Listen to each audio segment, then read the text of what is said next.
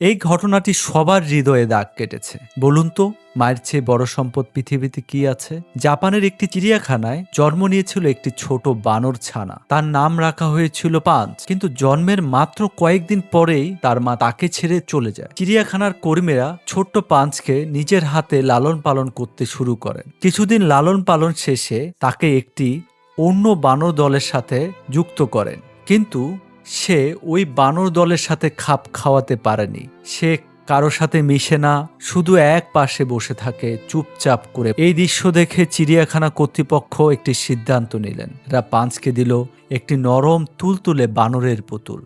আর সেই মুহূর্ত থেকেই সব বদলে গেল। পুতুলটি পাওয়ার পর থেকে ছোট পাঞ্চ যেন তার মাকে খুঁজে পেয়েছে। সারাক্ষণ বুকে জড়িয়ে রাখে, পাশে নিয়ে ঘুমায়, একা খেলে, পুতুলটাকে ছাড়েই না। সে নরম খেলনার মাঝে সে খুঁজে পেয়েছে তার মায়ের অস্তিত্ব, মায়ের উষ্ণতা। এই ঘটনা ভাইরাল হওয়ার পর দূর দূরান্ত থেকে হাজার হাজার মানুষ চিড়িয়াখানায় ছুটে আসে শুধু এই ছোট্ট পাঁচকে দেখে। কিন্তু এত মানুষের ভিড়েও সে একা। সেই পুতুলের মাঝে খুঁজে পায় মায়ের অস্তিত্ব। মানুষ হোক বা প্রাণী, মায়ের অভাব একই রকম গভীর, একই রকম নিঃশব্দ ব্যথার। মা নেই, তবু মায়ের ছোঁয়া খোঁজার এই গল্প হৃদয়ের গভীরে দাগ কেটে যায়। আপনাদের যদি ভালো লেগে থাকে অবশ্যই শেয়ার করে অন্যদের মাঝে ছড়িয়ে দিন।